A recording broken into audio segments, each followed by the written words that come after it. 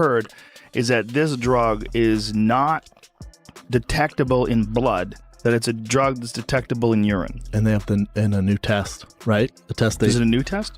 From what I heard too is the USADA is there. Very sad that fighters taking drugs for just for extra help in advice. I think they should be banned for good. Fine them for life. They won't do drugs. Ban them for life? Yes, if you fight, they get a slap in the wrist. Who cares? Right. I mean, you won't do the drugs if you chance the ban of life. Right. Hey, it's attempted murder. It's a combat sport. Let's face it. They should be banned forever. That's so unfortunate. That's so unfortunate because the way that the testing is today, yes, there's geniuses out there making illegal drugs that sometimes can get by, but this young man not only put his future on the line, but his health on the line, and in a fight that could make him a household name. You're not going to get away with it. You're going to get caught. Unfortunately, he gets caught. That's the question I'm with. He's a snake in a suit. That's all. He's a snake in a suit. Why? Bro, he let... Shakur Stevenson's failed drug test is turning heads for all the wrong reasons. Claiming sabotage after testing positive makes him look ridiculous and unprofessional. Teofimo Lopez now faces an opponent whose credibility is in tatters. This is more than a fight. It's a circus. And Shakur's excuses only highlight how badly he's exposed himself. Do you know what is the absolute liberty about all of this? Is the way that he, after he failed that test on Monday, texts me, texts you, to say, I swear I've not taken anything. This is sabotage. This is just a system against me. Fuck off. It's an absolute, you know what, it makes me sick that someone... Shakur Stevenson testing positive and still planning to fight is laughable and pathetic. Claiming innocence after failing makes him look like a complete joke. He's exposed as reckless and untrustworthy, and the sport is shaking its head at his excuses. This isn't confidence. It's an embarrassment on a global stage. Positive, and we're still gonna let him fight. Still was gonna let him fight. Dillian White fought after he tested. Yeah. Who? Dillian White. After testing positive, I didn't even know that. Bro, he's a snake. Adipo was saying that Shakur Stevenson claims the banned substance got into his system by some other means and suggests maybe we should give him the benefit of the doubt. This excuse is laughable.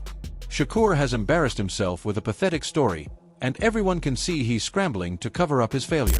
If it's somehow in his system from other means, I know that might sound crazy, but I guess we have to give him the benefit of the doubt, do we? I'd like to think we do. But yeah, this is wild. Honestly, this is wild. Eddie Hearn is explaining that Shakur Stevenson's banned substance failure is serious because the W code covers the day of the fight and even a week before. Shakur's excuses are pathetic. Trying to wiggle out of a clear violation makes him look unprofessional and foolish. His credibility is shot, and fans are rightly questioning his integrity. The issue with that substance is it's banned in competition under the WADA code. And under the WADA code, in competition represents the day of the fight, which you could actually essentially fail a test for that a week before the fight. Anthony Joshua is highlighting that Shakur Stevenson's failed drug test is embarrassing and shameful. Even the biggest names in boxing are scratching their heads at his poor judgment. Shakur's attempts to explain or excuse himself only make him look worse. The focus has shifted from the fight with Teofimo Lopez to his credibility crisis. He's been test positive, yeah. It's happened, man. It happens in this sport. It's not new. It's happened to me already. I'm just happy I invest in this anti-doping. Liam Gout is explaining that Shakur Stevenson's positive test would depend on the amount and type of test, but the fact remains he failed. Trying to spin it as a small amount doesn't save him. This is amateur hour. Fans are seeing a fighter who looks careless and exposed. Shakur's excuses are thin, and his reputation is crumbling ahead of Lopez.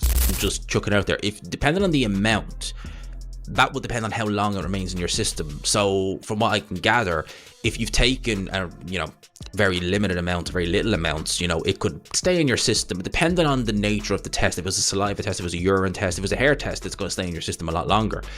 But Duke McKenzie is questioning how Shakur Stevenson could fail both the initial and B sample tests for a banned substance. The absurdity of this situation cannot be overstated. Shakur's excuses crumble under scrutiny and make him look careless and unprofessional.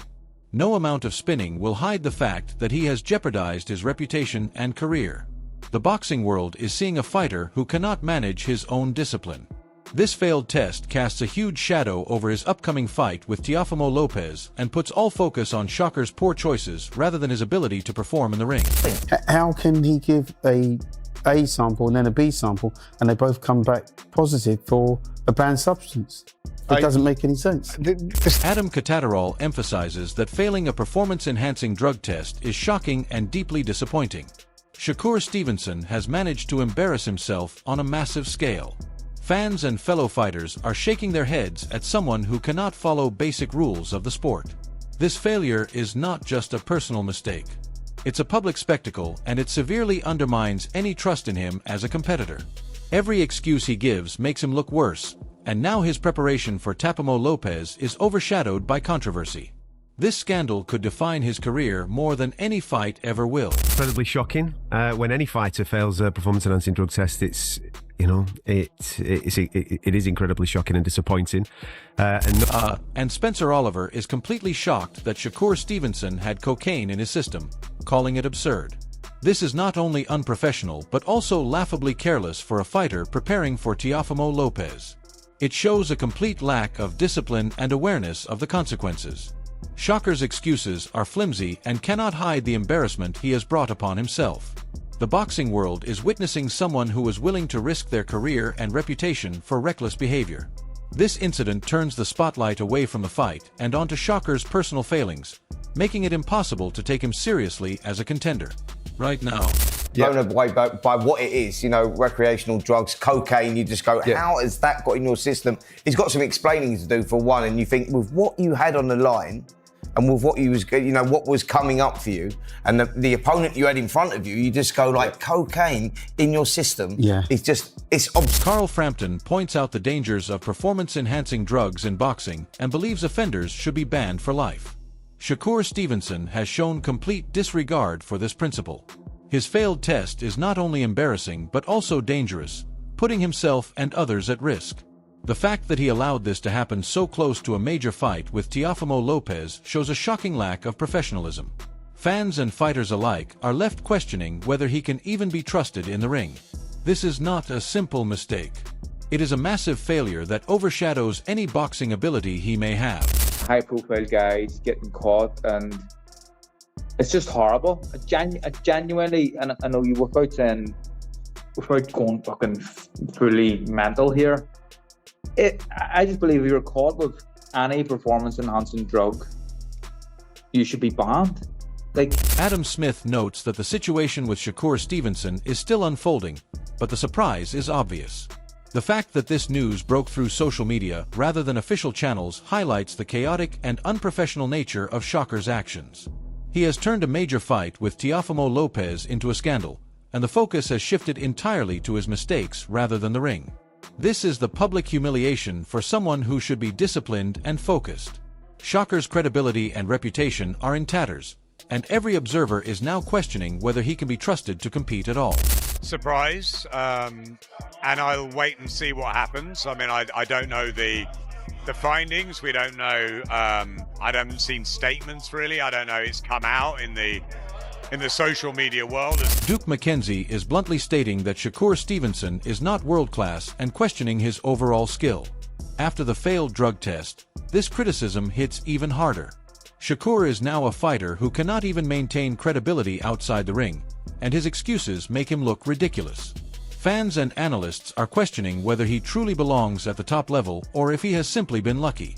So far, every claim of innocence is being met with skepticism. His recent behavior undermines his reputation. And this fight with Teofimo Lopez could expose not just weaknesses in his game, but in his professionalism and decision-making. Shakur is looking more like a cautionary tale than a serious contender. I don't think he's world-class. He's not really my cup of tea. I mean, I don't look at boxing probably the way you do or most sort of fans do. I look at it... Johnny Nelson is questioning Shakur Stevenson's decision to take a substance that could stay in his system for weeks, highlighting the recklessness of his actions. This is not just a lapse in judgment. It is a complete failure to understand responsibility as a professional athlete. Shakur has embarrassed himself in front of fans and peers. Choosing to risk a positive test ahead of a major fight with Teofimo Lopez makes him look careless and immature. The spotlight is no longer on his skills, but on his poor decision-making and lack of discipline. Every fan and analyst now sees him as someone who cannot be trusted to manage his own career, making this scandal as damaging as any knockout in the ring. Now you won't know what stays for 2 weeks. I don't know, why would you take it knowing there's a possibility that it's going to be in your system? And why would you take it for our sport anyway?